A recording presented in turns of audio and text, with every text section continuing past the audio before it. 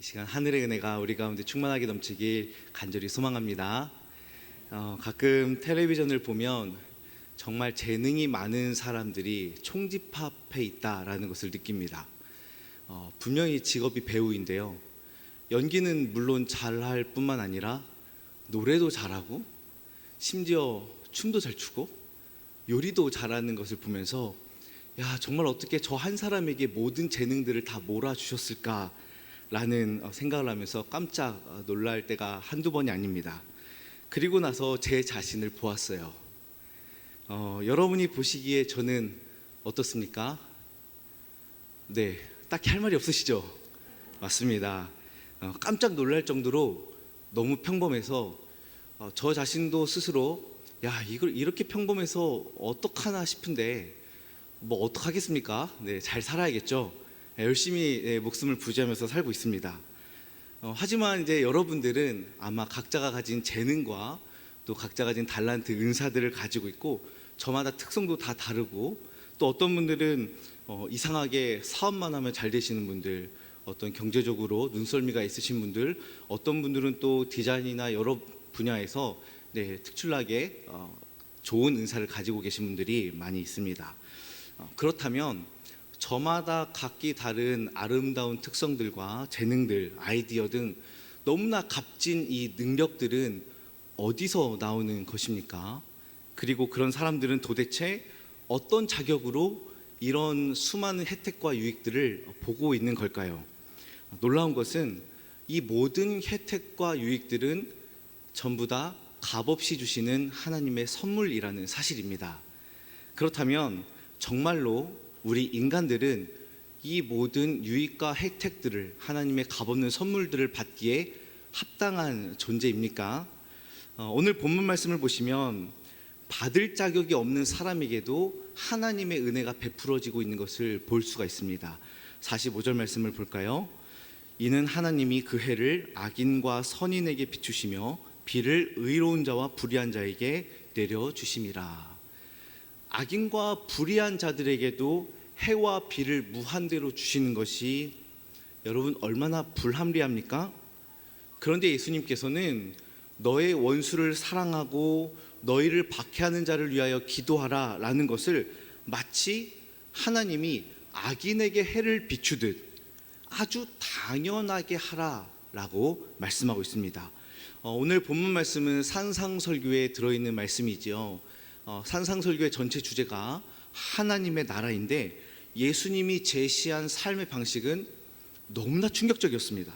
가난하고 박해를 받아야 천국을 소유할 수 있고 오른쪽 뺨을 맞으면 왼쪽 뺨도 내줘야 되고 속옷을 가져가면 겉옷까지 줄 줄 알고 오리를 걷게 하면 십리를 걷게 하는 이 아주 이상한 방식, 원수를 사랑하고 원수를 위해서 기도해야 되고 남들이 다 하는 무엇을 먹을까, 무엇을 마실까, 무엇을 입을까에 대한 걱정을 하나도 하지 않아야 되는 이 모든 삶의 기준들이 너무 충격적이고 엄두가 나지 않습니다. 그런데 오늘 말씀을 보니까 이러한 삶을 마치 햇빛이 매일 비치듯 자연스럽게 하라라고 말씀하고 있어요. 요약하자면 하나님 나라를 소유한 자들은 정말 어려운 일을 아주 쉽게 하라라고 말씀하고 있는 것이죠. 왜 우리 주님이 이렇게 요구하시는 것일까요? 오늘 말씀을 이해하기 위해서 먼저 하나님이 이 세상을 어떻게 바라보고 계시는지 살펴보기를 원합니다.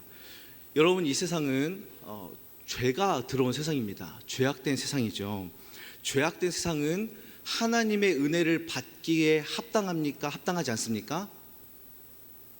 합당하지 않지요. 죄가 있기 때문입니다.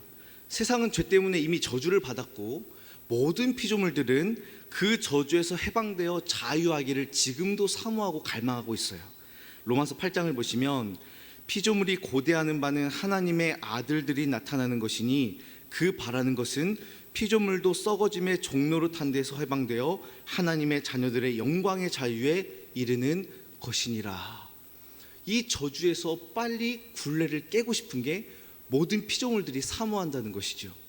이처럼 세상이 죄와 저주 가운데 계속해서 운행된다면 여러분 아마 이 세상은 이미 절망과 멸망의 끝을 경험했었을 것입니다. 얼마나 사람이 악합니까?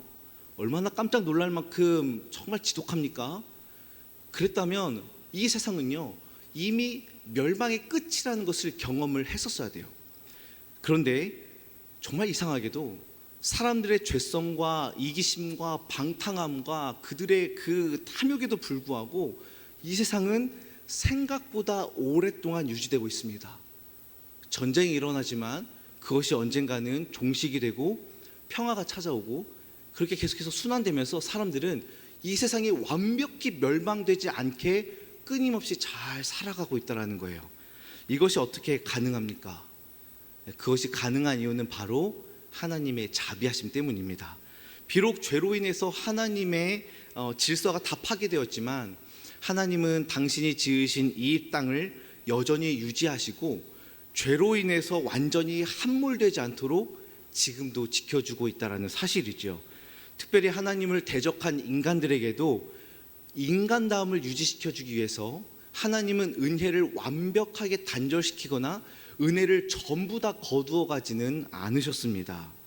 그리고 그 영역은요, 오늘 본문 말씀처럼 해와 비를 내려주심부터 시작해서 인간의 양심과 사랑, 도덕과 자유, 그리고 평화와 사랑, 안정까지도 하나님은 허락하여 주셨습니다.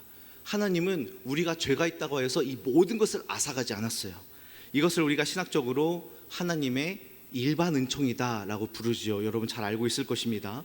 누구에게나 일반적으로 주어지는 은총이에요. 하지만 당연하지 않지요. 죄악된 세상에 이것을 주시는 것은 분명 하나님의 은혜입니다. 하나님께서 은혜를 베풀어 주셔서 모든 피조물을 창조케 하시고 유지시키시고 돌보시고 질서 가운데 지금도 다스리고 계십니다. 왜냐하면 모든 피조물은 하나님이 아니고서는 존재할 수 없고 유지할 수 없고 오직 하나님을 의존해서만 존재할 수 있기 때문이죠. 여러분은 어떻게 오늘 아침에 일어나서 교회에 나오셨습니까? 그냥 눈이 떠지고 주일이니까 급하게 나오셨습니까? 당연한 것이 아니라 하나님이 오늘도 여러분의 심장을 뛰게 하셨기 때문에 여러분은 지금 이 자리에 나와 계신 겁니다. 내일도 여러분의 심장은 뛸 계획이십니까? 확실하십니까?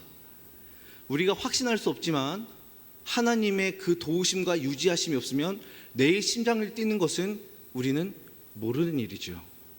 더 나아가서 우리가 평생을 살아도 만나지 못할 심해에 있는 미생물부터 깊은 산의 풀 한 포기조차도 하나님의 다스림이 없이는 유지할 수 없습니다. 뿐만 아니라 우리 인간에게 특별히 주신 것들이 있습니다. 지성과 학문, 예술과 과학기술, 사회 도덕과 법 질서, 이 모든 것들이 하나님이 우리에게 주신 일반 은총이라는 사실이에요. 인간 스스로 창조해내는 어떤 능력이 아니라 하나님이 부어주신 은혜라는 것입니다. 더불어서 우리가 살고 있는 가정과 사회와 공동체, 국가, 이 모든 것들이 하나님이 인간답게 살아가기 위해서 만들어주신 인간 공동체이자 일반 은총의 산물입니다.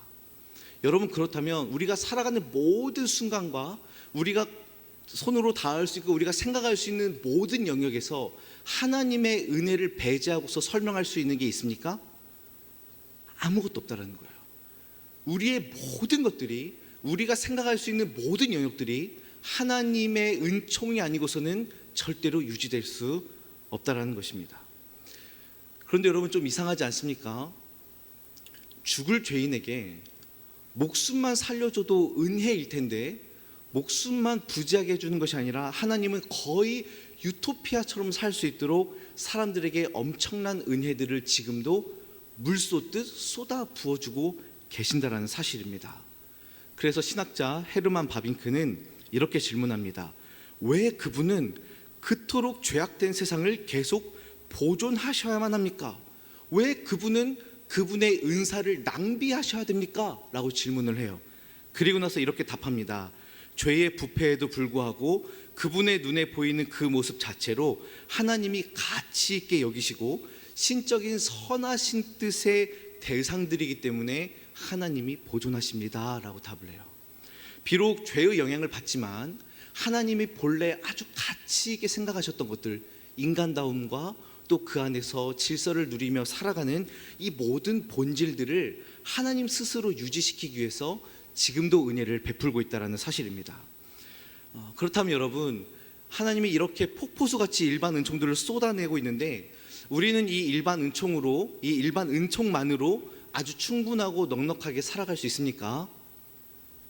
물론 일반 은총으로 우리는 충분히 살아갈 수 있다고 생각할 수 있습니다. 하지만 그렇지 않다라는 거예요. 일반 은총으로 이 땅에서 살아갈 수는 있지만 결국 죄의 문제를 해결하지 못하면 다 멸망의 길로 가게 될 것입니다. 그래서 하나님은 택자들에게 구원의 초자연적인 은혜를 주시기로 작정하셨지요. 이 은혜는 일반적이지 않습니다. 굉장히 특별하고 제한적이고 초자연적입니다. 그래서 하나님이 그 주신 은혜가 무엇이냐면 예수 그리스도의 대속적 죽음과 십자가 부활의 복음인 줄로 믿습니다. 그래서 우리는 이것을 특별 은총이다라고 부르지요.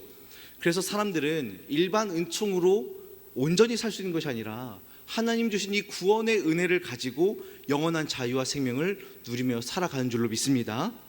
일반 은총에서 누렸던 기쁨과는 전혀 비교할 수 없는, 그 일반 은총에서 맛보았던 것과는 결코 비교할 수 없는 구원의 은혜가 특별 은총에 담겨져서 우리에게 주어졌습니다. 그래서 하나님은 이방인들에게도, 저와 여러분이 이방인이지 않습니까? 이방인들에게도 구원의 은혜를 열어주셨습니다. 에베소서 3장 6절 말씀을 보시면 우리 같이 읽겠습니다. 이는 이방인들이 복음으로 말미암아 그리스도 예수 안에서 함께 상속자가 되고 함께 지체가 되고 함께 약속에 참여하는 자가 됨이라. 아멘. 여러분, 얼마나 놀라운 특별 은총입니까? 이방인들을, 하나님 밖에 있었던 자들을 부르시고 참여시키시고 당신의 백성으로 삼아 주셨습니다. 그런데 여러분, 우리가 현실을 보겠습니다. 현실은 어떻습니까? 사람들이요, 현세에서 누릴 수 있는 일반 은총에 만족하고 그것도 내 노력으로 주어졌다라고 생각하고 그것이 전부인 것처럼 살아가고 있습니다. 나는 나의 부를 확장시키기 위해서 나의 똑똑한 머리를 써야지, 내가 가진 것으로는 만족하지 못해 남의 것들을 빼앗아야지, 남들과 경쟁해야지, 어떻게든 이겨야지, 짓밟아야지 라는 생각을 한다는 거예요. 오히려 빼앗고 싸우고 질투하고 줄 세우는 세상의 원리로 이 일반 은총들을 해석하고 흡수합니다. 하나님이 많이 거두게 하시면 주신 하나님께 감사해야 되는데 어떻게 생각합니까? 당장 내가 이걸 어떻게 누릴까? 라고 고민하는 거죠. 그래서 여러분, 누가복음의 소출이 풍성한 부자가 뭐라고 고백하죠? 또 내가 내 영혼에게 이르되 영혼아, 여러 해 쓸 물건을 많이 쌓아두었으니 평안히 쉬고 먹고 마시고 즐거워하자. 그러다 어떻게 됩니까? 죽습니다. 더 놀라운 것은 성도라고 불리우는 자들 중에서 구원의 기쁨보다 현세의 복과 윤택함을 더 원하는 자들이 있다라는 거예요. 에베소서에는요, 자기 욕심에 미혹되어 진리를 떠난 자들이 있다라고 말하고 있고, 히브리서에서는 하나님의 선한 말씀과 내세의 능력을 맛보고도 타락한 자들이 있다라고 말할 정도입니다. 구원의 빛을 받고 특별 은총을 누렸는데도 불구하고 이 땅의 현세적인 복을 너무나 원해서 그것들을 경시한다라는 것이죠. 여러분, 이것이 바로 감사할 줄 모르고 탐욕과 이기심으로 가득 찬 세상입니다. 이러한 세상을 향하여서 하나님은 눈을 들어 구원의 은혜를 바라보라 라고 요청하고 계십니다. 일반 은총만 베풀어 주신 것이 아니라 이것만 먹다가는 죽으니까 하나님이 특별한 구원의 은혜를 베풀어 주시고 너희들이 이것을 좀 맛보면 좋겠다라고 주님이 말씀하시는 것이죠. 땅에만 매어있는 그들에게 하늘의 신비한 것을 맛보고 하늘의 영광을 깨닫기를 하나님은 간절히 원하고 계십니다. 그래서 누구를 사용하실까요? 바로 주님의 거룩한 자녀들을 사용하십니다. 예수 그리스도로 말미암아 구원의 초자연적인 은혜가 여전히 주어지고 있음을 알리기 위해서 우리 믿는 신자들을 하나님이 적극적으로 활용하신다라는 것입니다. 그래서 믿는 우리들은요, 일반 은총과 이 특별 은총 두 영역에서 동시에 머물고 있는 사람들입니다. 우리가 어떻게 고백하죠? 오늘도 먹을 것과 입을 것과 즐거워할 것과 노동의 보람과 가치를 주시는 하나님, 또한 사랑하는 가족들과 함께 할 수 있도록 또한 삶의 터전을 주신 하나님을 우리가 찬양하고 감사하지 않습니까? 동시에 나를 살리시고 나를 구원하시고 나를 위로하시고 지금도 도우시는 놀라운 구원자 하나님을 우리는 마음껏 찬양하며 감사합니다. 은혜라는 찬양을 여러분 좋아하시지요? 이 가사가 우리의 이러한 두 가지 영역을 동시에 머물고 있는 자임을 잘 드러내는 그런 찬양인 것 같은데요. 제가 일단 가창력이라는 일반 은총을 충분히 받지 못했기 때문에 읽어드리겠습니다. 일반 은총의 영역이죠. 아침 해가 뜨고 저녁에 노을, 봄의 꽃향기와 가을의 열매, 변하는 계절의 모든 순간이 당연한 것 아니라 은혜였소. 이어서 나오는 건 특별 은총의 영역입니다. 내가 하나님의 자녀로 살며 오늘 찬양하고 예배하는 삶, 복음을 전할 수 있는 축복이 당연한 것이 아니라 은혜였소. 여러분, 이 고백이 우리 가운데 넘치기를 축복합니다. 이렇게 일반 은총과 특별 은총의 두 영역에 머물게 되면요, 어떠한 일이 일어날까요? 물이 높은 곳에서 낮은 곳으로 흘러가는 것처럼, 물이 가득 차면 이것이 흘러 넘치는 것처럼 넘쳐나는 구원의 은혜와 예수님의 사랑이 일반 은총의 영역으로 흘러가게 되어 있습니다. 하나님께 받은 그 특별한 생명과 능력과 구원의 역사들이 일상의 현장, 삶의 현장으로 연결이 된다는 거예요. 그러면 여러분, 어떤 일이 일어날까요? 우리가 특별 은총에서만, 교회는 특별 은총의 영역이 아닙니까? 특별 은총의 영역에서 마음껏 하나님을 찬양하고 막 구원의 감격을 가지고 오전 주일 예배에 받은 말씀을 가지고 막 힘을 가지고 있는데 이것이 나의 일상의 영역으로 흘러가는 겁니다. 그러면 어떻게 될까요? 일반 은총의 영역에만 있었던 사람들, 일반 은총에서만 살고 있던 사람들이 깜짝 놀라게 됩니다. 왜죠? 세상에 없는 어떤 특별한 것들이 자꾸만 흘러들어오기 때문이에요. 내가 눈으로 보고 내가 손으로 만지고 내가 늘 경험했던 일상에 이상한 게 자꾸만 이 집사님을 통해서, 이 권사님을 통해서, 장로님을 통해서 자꾸만 나에게 흘러들어오니까 일반 은총 영역에 있던 사람들이 깜짝깜짝 놀라기 시작합니다. 치열하게 경쟁해야 되는데 자꾸 이해해주고 사랑해주는 거예요. 너무 이상해요. 이질적이에요. 뭔가 경쟁해야 되는데, 미워해야 되는데, 서로 빼앗아야 되는데 용납하고 오히려 내 것을 나눠주니까 혼란스러워합니다. 저 사람 뭐야? 왜 저렇게 생활해? 우리랑 달라? 외계인 같아? 라는 말을 하는 것이죠. 더 이상한 건요, 이런 모든 행동들을 아주 자연스럽게 한다는 거예요. 한번 따라해 볼까요? 자연스럽게. 너무 부자연스럽습니다. 연습을 하셔야 될 것 같아요. 우리가 사랑하되 예수님의 사랑처럼 사랑하고 나눠주되 예수님이 나눠준 것처럼 나눠주는 게 세상의 이치에서는 이상한 거거든요. 그런데 우리는 마치 어떻게 한다고요? 자연스럽게 한다는 것입니다. 본문으로 돌아와서 원수를 사랑하는데 어떻게 하라고 말합니까? 햇빛이 누구에게나 비추듯이 자연스럽게. 여러분, 본래 이 세상의 법칙은 무엇이죠? 나를 사랑하는 사람만 사랑하는 것이 법칙입니다. 나를 미워하는데 내가 왜 사랑을 합니까? 말이 안 되죠. 내 가족에게만 잘하는 것이 법칙이에요. 누군가를 더 잘해주려고 하면 네 앞가림이나 잘해 라고 말하는 게 세상의 법칙이란 말이에요. 그러나 예수님이 말씀하십니다. 5장 46절 말씀, 너희가 너희를 사랑하는 자를 사랑하면 무슨 상이 있으리요? 세리도 이같이 아니하느냐. 하나님 나라를 소유한 자들은, 하나님의 자녀는 그렇지 않다라고 딱 잘라서 예수님이 규정하고 계십니다. 왜냐하면 우리가 하나님의 방식대로 따라 행해야만 이 세상이 하나님을 느낄 수 있기 때문이지요. 결국 하나님의 의도는 이렇게 무한한 은총을 물쏟듯이 쏟아주시는 하나님의 영광의 빛을 그들도 보기를 원한다라는 것입니다. 하나님이 얼마나 위대하고 얼마나 놀랍고 얼마나 그 자비가 충만한지 하늘과 땅의 모든 세계에 비춰주시는 그 구원의 빛, 영광의 광채를 땅에 매여 사는 이들도 깨닫기를 원하고 계십니다. 그래서 저와 여러분은요, 하나님께서 허락하신 삶의 모든 영역에서 하나님의 특별 은총을 누리는 자들로, 하나님의 영광을 비추는 자로 살아야 할 줄로 믿습니다. 이것이 바로 주님이 우리에게 주신 사명이고, 그때의 우리의 삶은 은혜와 영광의 빛으로 가득 찰 줄로 믿습니다.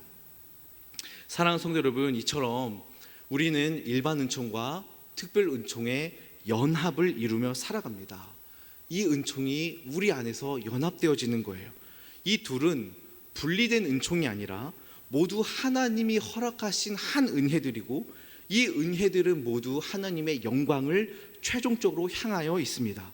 그래서 이 세상을 커다란 성경적 렌즈로 들여다보면 일반 은총과 특별 은총이 연합하는 현장, 하나님의 영광의 빛이 비추어지는 하나의 현장으로 보게 됩니다. 눈으로 보여지는 것은 하나님이 일반적으로 주시는 은총으로 세상이 돌아갑니다. 하나님 부지런히 일하고 계세요. 그러나 눈에 보여지지 않는 영적인 세계에서는 하나님이 우리의 구원을 위하여서 또한 열심히 일하고 계십니다. 그것들을 연합하여서 도출되게 하는 것이 바로 저와 여러분의 사명이라는 것이죠. 여러분, 아무리 이 땅에서 수많은 혜택들과 수많은 재능들과 수많은 재력과 수많은 권세를 가지고 살아간다 할지라도 이 특별 은총을 누리지 못하고 살아간다면, 하나님의 영광을 보지 못한다면 아무것도 아니게 됩니다. 제가 이번 고등부 수련회를 준비하면서 학부모님들께 영상을 만들어 보내드렸는데요, 그 중에 제가 중간에 이런 말을 꺼냈습니다. 모든 것을 다 가져도 내 인생에 예수님이 없으면 아무런 유익이 없습니다. 여러분 동의하십니까? 전적으로 동의하십니까? 저는 이 말을 전적으로 동의하고 전적으로 신뢰하고, 이것이 제 평생에 가지고 있는 모토입니다. 그렇습니다. 모든 것을 다 가져도, 내가 이 세상에 전부를 다 손에 쥐고 있어도 예수님이 없으면 아무것도 아니라는 거예요. 그러하게 우리는 아직 예수님이 없는 인생들을 향하여 거기에 만족하지 말고 구원의 은혜가 있습니다라고 우리는 그것을 선포하는 자로 살아가야 할 줄로 믿습니다. 저는 최근에 교구의 우리 두 분 집사님으로부터 일터에서 살아계신 하나님을 경험한 간증들을 짧게 듣게 되었습니다. 그런데 이 두 분의 공통된 특징이 있었는데, 첫 번째는 이들의 일상을 통해서 하나님이 일하신다라는 사실이었어요. 직장 동료의 마음이 움직이기도 하고 사장님의 마음이 움직이기도 한 건 그들이 특별한 능력을 가지고 업무를 빨리빨리 처리해서가 아니라 그들이 가지고 있던 성품과 그들의 태도 때문에 그들의 마음이 움직이고 하나님 믿는 것 같다라고 했다라는 거예요. 그리고 두 번째로는 이 두 분의 공통적인 특징은 실질적으로 복음 전파의 노력이 있었고 열매들을 맺고 있다는 것입니다. 여러분, 얼마나 아름답고 감사한 간증입니까? 일상의 영역과 또 하나님의 그 구원의 영역에서 정말 부지런히 일하고 있는 것이죠. 사실 우리에게 주어진 일만 하기에도 얼마나 고되고 얼마나 바쁘고 얼마나 스트레스가 많습니까? 그러나 우리 주님께서는 겨우 살아가라 라고 말씀하지 아니하시고 하나님이 주신 은혜들을 일상에서 마음껏 누리고 또한 구원의 은혜들을 마음껏 표출하라고 우리를 이 땅에 보내셨습니다. 여러분에게도 이러한 놀라운 감사의 간증들이 많아지고 우리 교구 교육자들에게 또 우리 담임 목사님에게 이런 놀라운 간증들을 마음껏 전하시길 주님의 이름으로 축복합니다. 그래서 우리가 이렇게 살아가도록, 우리가 이렇게 일상의 영역에서도 하나님의 은혜를 마음껏 나타내며 살아가도록 오늘 이 설교가 끝나고 축도가 이루어지기 전에 담임 목사님께서 늘 파송하며 말씀하시는 것이 있죠. 여러분 기억하십니까? 잘 모르시겠다고요? 네, 짧게 말씀드리겠습니다. 선한 일에 용기를 가지시며 악을 악으로 갚지 마십시오. 항상 연약한 자를 도우시며 병든 자를 찾아가시며 곤란당하는 이웃을 위로하십시오. 모든 사람을 존경하시며 주님께 봉사하고 주님을 사랑하십시오 라는 대목입니다. 기억하십니까? 네, 항상 이렇게 우리를 파송하시죠. 여러분, 이 말씀대로 살아가기를 소망합니다. 이러한 삶의 방식이 왜 중요하냐면, 이러한 삶의 방식은 바로 산상설교를 꿰뚫는 중요한 관점이기 때문이에요. 예수님께서 산상설교에서 하나님 나라를 선포하시면서 사용하신 방식이 있는데, 그것이 무엇이냐면 산상설교를 앞뒤로 감싸는 두 가지의 말씀이 선포되고 있어요. 마태복음 4장 23절 보겠습니다. 예수께서 온 갈릴리에 두루 다니사 그들의 회당에서 가르치시며 천국 복음을 전파하시며 백성 중에 모든 병과 모든 약한 것을 고치시니 라고 말씀하시고 산상설교를 하시고 산상설교가 마친 뒤에 마태복음 9장에 이렇게 말씀합니다. 같이 읽겠습니다. 시작. 예수께서 모든 도시와 마을에 두루 다니사 그들의 회당에서 가르치시며 천국 복음을 전파하시며 모든 병과 모든 약한 것을 고치시니라. 예수님의 방식은 두 가지였습니다. 첫 번째로는 특별 은총으로서 천국 복음을 가르치고 전파하셨고, 두 번째는 일반 은총으로서 모든 연약한 자의 삶을 돌보시고 그들을 고쳐 주셨습니다. 예수님께서 하나님 나라를 이렇게 선포하신 두 가지 방식대로 우리도 우리의 삶에서 최선을 다하고 동시에 하나님의 나라를 선포하고 하나님의 영광을 드러내는 복된 삶을 살아야 될 줄로 믿습니다. 말씀을 맺겠습니다. 이렇게 살아감으로 우리는 결국 궁극적인 목표 하나를 이루게 되는데요. 우리의 궁극적인 목표는 무엇일까요? 오늘 본문의 마지막 절입니다. 우리 같이 읽겠습니다. 그러므로 하늘에 계신 너희 아버지의 온전하심과 같이 너희도 온전하라. 아멘. 우리의 궁극적인 목표는 온전하라 라는 것입니다. 내 삶을 거룩과 세속의 영역으로 분리하지 말고 성속을 나누지 말고 커다란 하나님의 그 하나의 렌즈로 바라보고 모든 삶의 영역이 하나님의 무대가 될 수 있도록 그렇게 살아가라 라고 말씀하고 있습니다. 이것이 곧 하나님의 자녀로서 우리가 온전해지는 방법입니다.